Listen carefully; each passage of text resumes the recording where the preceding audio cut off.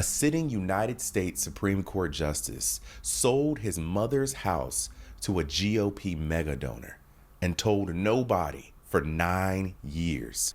By the end of this episode, you will not be asking, is Clarence Thomas corrupt?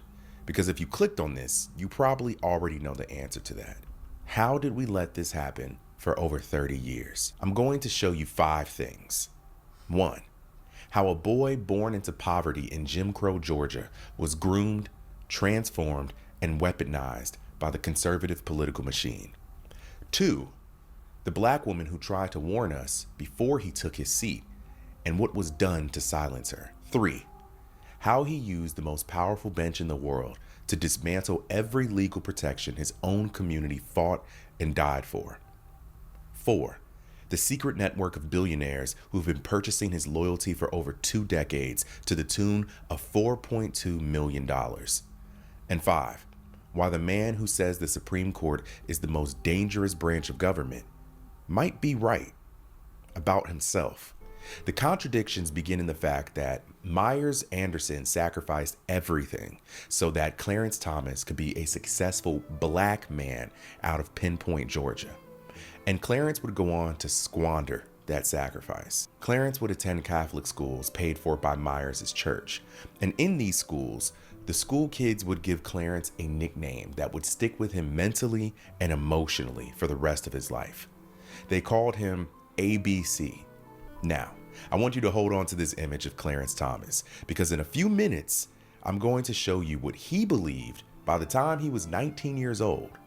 And it will shock you because it is the complete opposite of everything that he stands for today. With zero prior context, you'd probably think that Clarence Thomas was a lifelong conservative if you just Googled him. That how he arrived at the Supreme Court is how he's been since birth. But that's simply not true at all. Before Clarence became conservative, he was a black radical, an activist, a follower of Malcolm X and the Black Panther Party. But what happened? Once I explain this transformation, everything will make sense. Andre, and this is Redacted History. She didn't have to cut me off. We were nothing. Your love should treat me like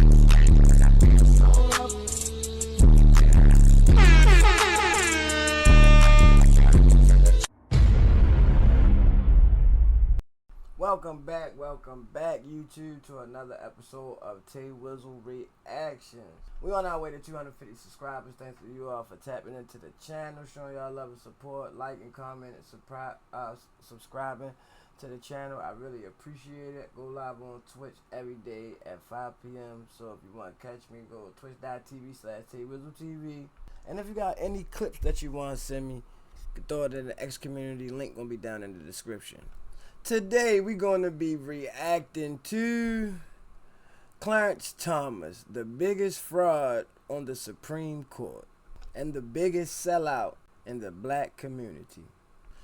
For one, we're going to hear how he was turned from a radical and a follower of the Black Panther Party to a conservative. Things to be said that was going on in the White House for years. You see those billionaires coming around and throwing money around to them lobbyists to alter laws in their favor.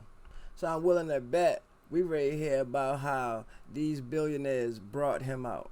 And whatever he did has to be detrimental because he's a Supreme Court judge. Shout out to Redacted History for the clips. Don't forget, if you like the content, hit the like and subscribe button so you can be notified when I drop a video or when I'm updating you on the old one. And let's get straight into it. Pinpoint, Georgia, a rural town outside of Savannah, Georgia, founded by freed slaves in 1896. And in 1948, it was still deeply Jim Crow. And into this town in 1948, in a wooden shack, Clarence Thomas was born. Clarence Thomas grew up entrenched in deep, deep poverty. His family's home had no indoor plumbing. His father left when Clarence was young, and his mother, Leola, worked to provide for the family as a domestic servant, making $10 an hour. When Clarence was 7 years old, their home burned down and Leola would send Clarence and his brother to live with his maternal grandparents, specifically his grandfather, Myers Anderson, who Clarence would come to refer to as Daddy, because Clarence would grow to view Myers as his real father. Myers was the definition of strict, Catholic, and militant. He built a fuel delivery system and was a self-made black man in an era where the law made that nearly impossible. Clarence would go on to credit Myers with helping him become a man and instilling his values. He was a forceful patriarch and disciplinarian, and he molded Clarence into a man. The contradictions begin in the fact that Myers Anderson sacrificed everything so that Clarence Thomas could be a successful black man out of Pinpoint, Georgia. And Clarence would go on to squander that sacrifice. Clarence would attend Catholic schools paid for by Myers' church.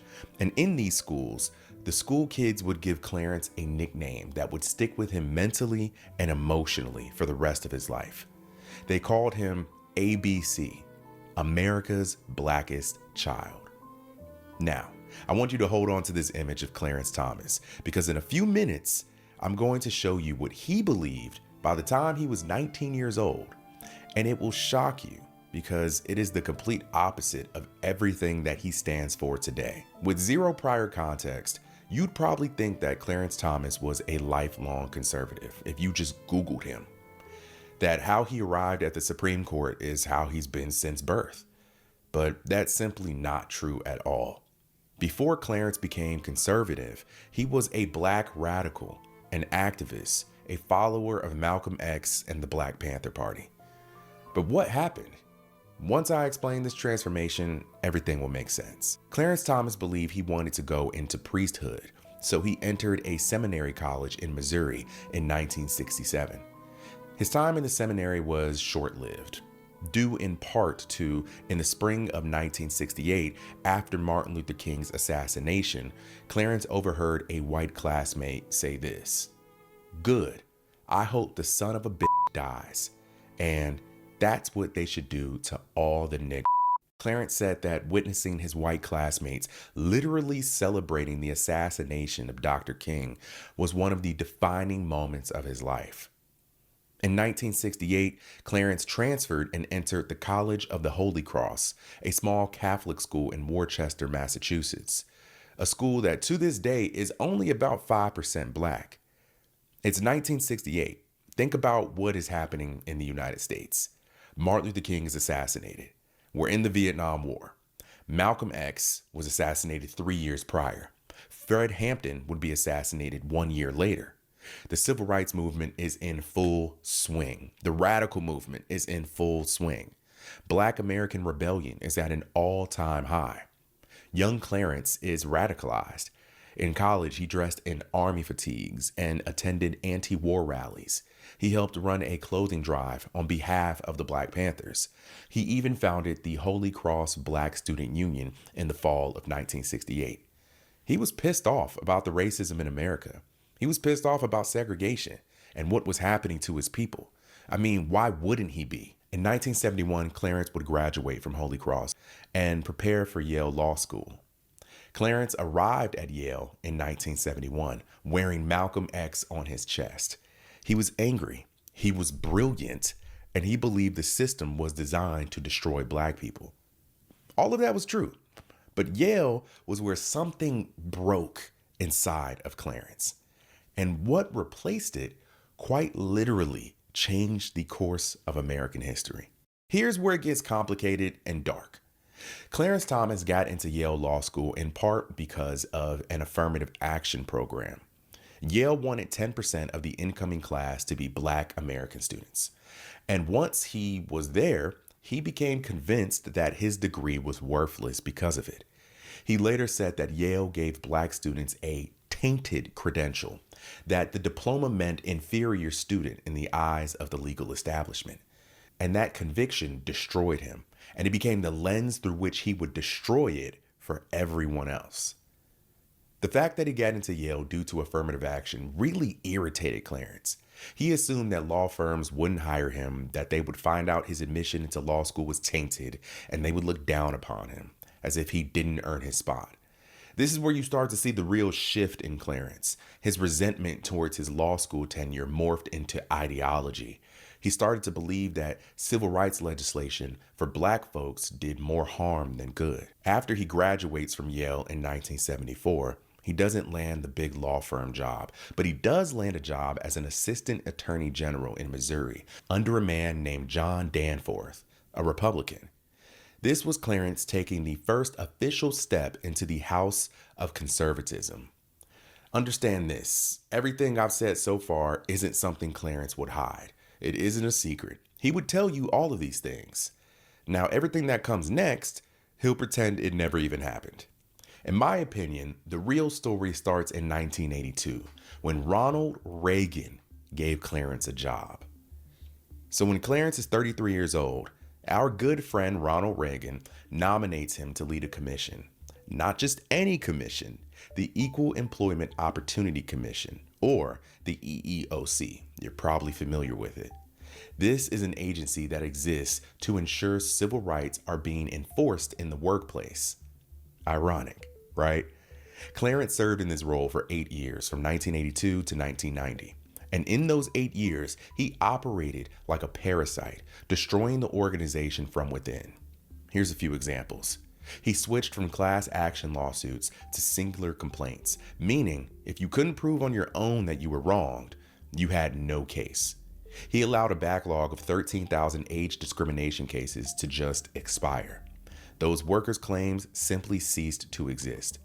He made drastic cuts to enforcement staff and stopped the agency from being proactive. And people noticed this. He didn't just do this undercover.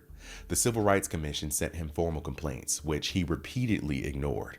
And his critics believed that Clarence wasn't running the organization, he was destroying it. This saga is a part of the Reagan administration that goes quietly under the radar. People don't really talk about it. It's wild when you really think about it, though. Reagan administration, one that gets a lot of flack for being racist, handed a black man the keys to an organization meant to stop discrimination. And what did that black man do with those keys? He lit the house on fire. It was almost like destroying this organization was a test for Clarence, an initiation of sorts, because when he was done, he was handed a judge's seat on a federal bench. My question is, who was pulling the strings? Clarence didn't just decide to gut this agency all by his lonesome. Somebody was controlling Clarence Thomas like a puppet. And once I explain this next part, it'll start to make a little more sense. Everything was planned. In the 1980s, Clarence Thomas became affiliated with the Federalist Society, a group of conservative lawyers whose goal was to reshape the federal judiciary. The intellectual framework that Clarence used to dismantle the EEOC was created by the Heritage Foundation, an organization that Clarence's future wife, Virginia, who we will get to, would become affiliated with, and the architects of Project 2025. All of this was coordinated for years, placing a black conservative as the face of the dismantling of civil rights. Clarence was the ultimate fall guy. In 1991, after 24 years of service, Thurgood Marshall, the Supreme Court's first black justice and the man who argued Brown versus Board of Education, retired. And guess who Big Bush nominated to take his place? Clarence Thomas. Bush Sr. said that Clarence was the most qualified person for the job, which was simply untrue. Thomas had been a federal judge for only 16 months, but he had two things that made him the most qualified person in the country. He was a conservative, and he was black. Thurgood Marshall spent decades fighting for the rights of black people. He was a titan of the civil rights movement, a legend, and a barely qualified man who was being controlled by nefarious parties was in line to undo everything Thurgood worked for. The Senate confirmation hearings for Clarence to officially become a Supreme Court justice were supposed to be run-of-the-mill and routine. He looked like a But before clown. the hearings could even finish, the FBI received a tip from a woman. Her name was Anita Hill, and what she had to say should have ended Clarence Thomas's career before it even started. Professor, do you swear to tell the whole truth and nothing but the truth, so help you God? I do. Anita Fayhill was born in Lone Tree, Oklahoma in July of 1956, and she was the youngest of 13 children. She grew up in a deeply impoverished Baptist family on a farm with no plumbing. Anita grew to be a brilliant woman. She attended Oklahoma State University on scholarship and then Yale Law School.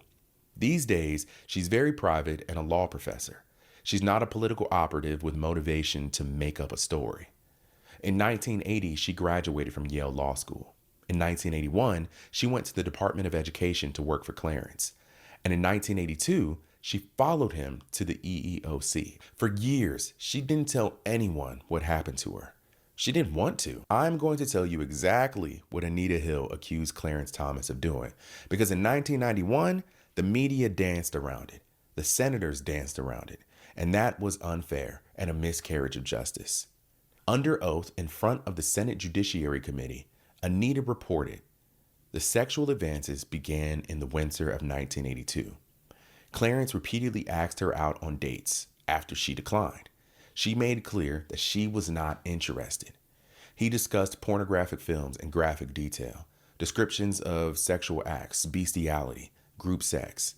He brought these topics up in the workplace repeatedly. He made references to his own manhood and the size of his anatomy. He referenced a character from a film, Long Dong Silver, by name in front of Anita. He once picked up a soda can from his desk, looked at it and said, "Who put pubic hair on my Coke?" It is only after a great deal of agonizing consideration that I am able to talk of these unpleasant matters to anyone except my closest friends.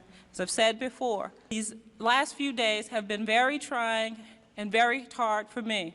And it hasn't just been the last few days this week. It has actually been over a month now that I have been under the strain of this issue. Anita continued working for him because she needed the job. She was a junior. He was her boss. And in 1983, a black woman at the EEOC did not have the luxury of simply walking away from a powerful supervisor. She eventually left his office. She stayed silent for years. She only came forward because the FBI asked her to directly. Anita Hill didn't want to be there. She was subpoenaed. She kept the secret for years and was most likely going to continue to do so because she knew what would happen. She knew what happens to black women in America who speak up about abuse, especially against powerful men. She knew what would happen if she spoke out against the machine. And unfortunately, she was right, because the men she was testifying in front of decided she was wrong before she even opened her mouth. There were 14 people judging Anita Hill. All 14 were white. All 14 were men. You see where this is going. Ted Kennedy was there. Strom Thurmond was there. Joe Biden was the committee chair. And the way they questioned her was interesting. Can you tell the committee what was the most embarrassing of all the incidences that you have alleged? You testified this morning that the most embarrassing question involved, this is not too bad, women's large breasts. That's a word we use all the time. So What? He said that's not too bad. Then he followed it by saying that's a word we use all the time. So he basically letting you know that they basically speak in an uncomfortable manner to women all the time. And he laughed about it. Fucking creep. that when you said you took it to mean we ought to have sex, that was an inference, a mere allegation. Senator, I would suggest to you that for me, these are more than mere allegations. These are the truth to me. These comments are the truth to me. Clarence Thomas's confirmation hearings reopened on October 11th, 1991, after the Hill accusations surfaced. The senators questioned her in humiliating detail. Senator Arlen Specter accused her of perjury. Senator Orrin Hatch accused Anita of fabricating her testimony from the movie The Exorcist. Joe Biden controlled who testified and would later admit that he handled the hearings the wrong way. Clarence Thomas will return to the hearings and dodge all accountability. He wouldn't even acknowledge the allegations. Instead, he gave a statement. Quote, "This is a circus. It is a national disgrace. And from my standpoint as a Black American, as far as I'm concerned, It is a high-tech lynching for uppity blacks who in any way can't think for themselves. Clarence Thomas, a man who spent his entire career pretending that racism did not exist, evoked the racism card the second things got inconvenient for him. And it worked. But Anita Hill wasn't alone. A woman named Angela Wright, another former EEOC employee, lobbied her own accusations against Clarence. Angela had her own stories about Clarence making unwanted sexual advances and asking her repeatedly to come to his apartment. She was subpoenaed to come to Washington and waited for 3 days, but was never called to testify and tell her story. Her deposition was submitted to the public in writing, so the public never saw it. 5 other women corroborated Anita's story, but they were never called. Who was making the decisions behind the scenes not to call these women and get to the bottom of this? It's almost like the powers that be decided that Clarence Thomas was going to become a Supreme Court justice no matter what. Clarence Thomas was confirmed. He won and Anita Hill lost. She lost for coming forth and telling her story, and she paid a price. She was now a social pariah. She received death threats, was investigated by the University of Oklahoma, where she taught commercial law. Clarence got to just move on. He didn't speak about the case or the allegations for over a decade, until 2007 when he released his memoir, My Grandfather's Son, where he referred to Anita Hill as his most traitorous adversary and heavily implied that she was mentally unstable. Notice he never outright denied the allegations, just claimed racism and called her crazy. The Anita Hill hearings directly inspired the Year of Women in 1992, where a record number of women ran for Congress after watching a panel of 14 men publicly embarrass Anita. At the time of this recording, Anita Hill is 69 years old and a professor of social policy, law, and women's studies at Brandeis University. Anita Hill was right in 1991, and she's right in 2026. And the last 30 years have slowly proven to the public exactly who Clarence Thomas is. The Anita Hill debacle was only the first chapter in Clarence Thomas's career as a Supreme Court justice.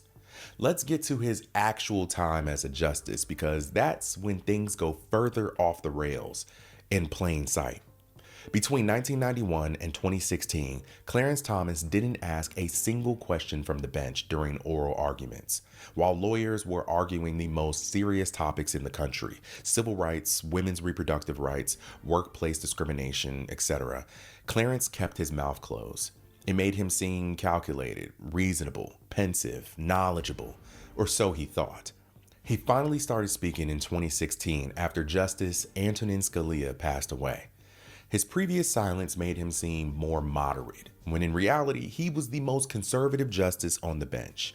This is not my opinion, this is fact. Here are a few key rulings and Clarence's opinions that caught my attention. First, we get Shelby County versus Holder in 2013, where Clarence voted to gut Section 5 of the Voting Rights Act. This is the section that says that states with a history of voter suppression have to get federal clearance before changing voting laws. That makes sense, doesn't it? Not to Clarence. Within 1 day of this ruling, states like Texas and North Carolina moved to implement new voter restrictions like voter ID laws and district redraws. SFFA v. Harvard in 2023. Clarence voted with the majority to end race-conscious college admissions. What? He wrote a 60-page concurrence where he called affirmative action monstrous policy that stamps minorities with a badge of inferiority.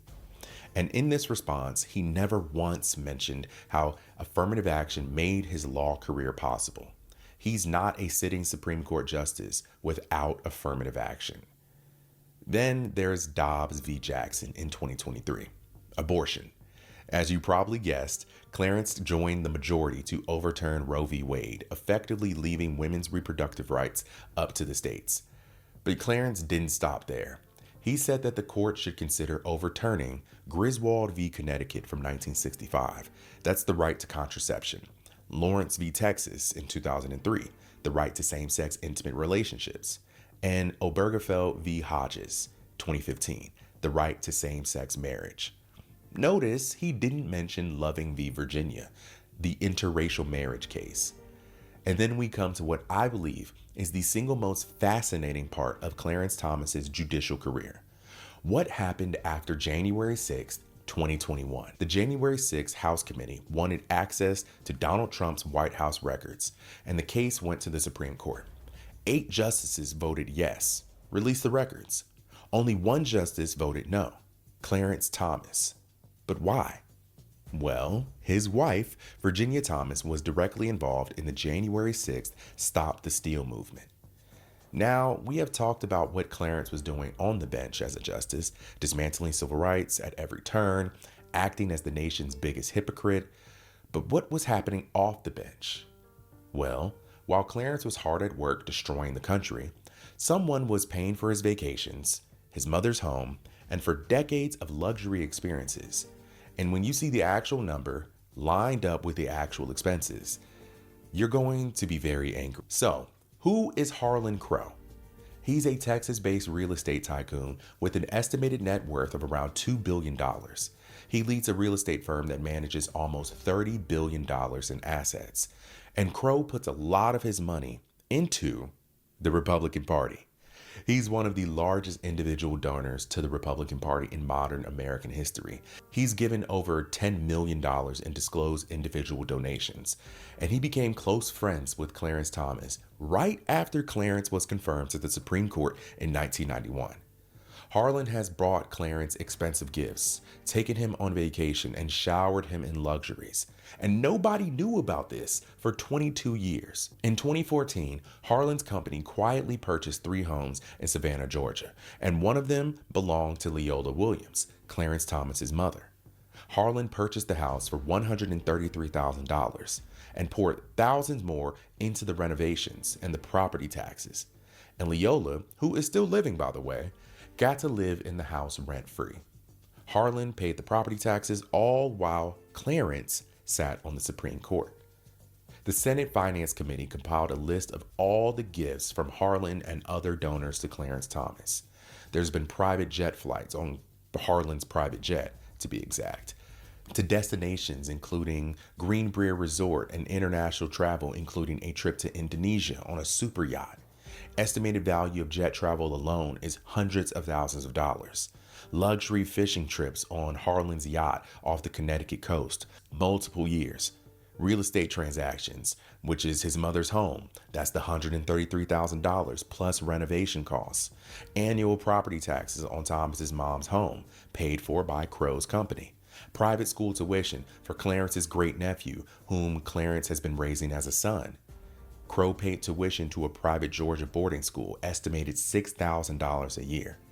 The total estimated value across all donors, as calculated by the Senate Finance Committee, estimates that Clarence Thomas has received over 200 gifts valued at around $4.2 million, nearly 10 times a Supreme Court justice's annual salary. Clarence Thomas disclosed almost none of this for over 20 years. That seems like a huge conflict of interest, no? Clarence has also never disclosed his presence at Koch Network donor summits. In 2023, the New York Times reported that Clarence Thomas had been to at least 2 of these invitation-only meetings where some of the most powerful conservative donors in America congregate. These are all billionaires and multi-millionaires whose money and influence shape the political landscape of America. And Clarence was right there in the middle of it. The worst part about this, other than Clarence taking money in the first place, is the fact that he was taking money from men whose political interests aligned with his own. Was Clarence's Supreme Court vote compromised? Was he the one actually up there voting? Did women lose reproductive rights because Clarence Thomas wanted to fly business class instead of coach? And let's circle back to Clarence's wife really quick, because this alone should have gotten him and her both arrested and jailed. Virginia, or Ginny Thomas, is a conservative activist and board member of far-right organizations. She has stated publicly that she was at the Stop the Steal rally on January 6, 2021, in the weeks following the 2020 election. She sent 29 text messages to Mark Meadows, Trump's chief of staff, urging him to find ways to overturn the results.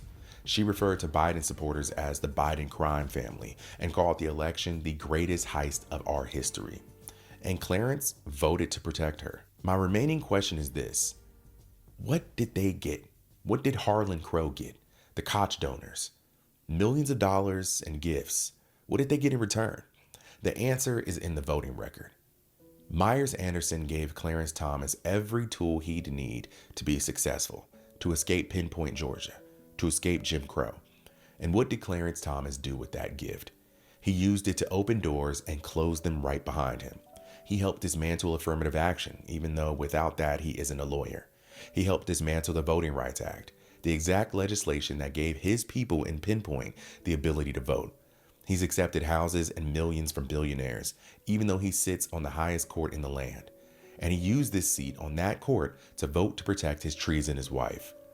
This is a story about how enough money and enough influence can turn a potential hero into a villain. Clarence Thomas has sat on the Supreme Court for 35 years, and in that time, he hasn't given many interviews or said much publicly at all. No explanation on the crimes he's committed or the bribes he's taken. He's been described as the most dangerous man on the Supreme Court, and in 2021, he agreed. He said the court may have become the most dangerous branch of government. He said this from the Supreme Court bench. He said it without irony. He has never explained the contradiction, and he probably never will. The files on Clarence Thomas are no longer redacted. They're wide open. What happens next is up to us. The biggest traitor in history. My last video was about whitewashing. He is definitely whitewashed. It's just crazy how many people sacrifice so much to get him where he at, just for him to really shit in their face. But y'all let me know what y'all think about this down in the comments. What y'all think about him? I didn't even want to say his name though, but what y'all think about Clarence Thomas? And as always, if you made it this far in the video, don't forget to hit that like and subscribe button so you can be notified when I drop a video or when I'm updating you on the old one. We on our way to 250 subscribers. Thanks to you all for tapping into the channel, liking and subscribing. I really appreciate it. If you want to catch me live, go on Twitch every day at twitch.tv/TayWizzleTV at 5 p.m. except for Saturdays. And if you got any clips that you want to send me, put it in the X community, which the link is going to be down in the description. This has been another episode of Tay Wizzle Reactions. I'ma see y'all on the next episode. Thank y'all for watching. She didn't have to cut me off. We were nothing.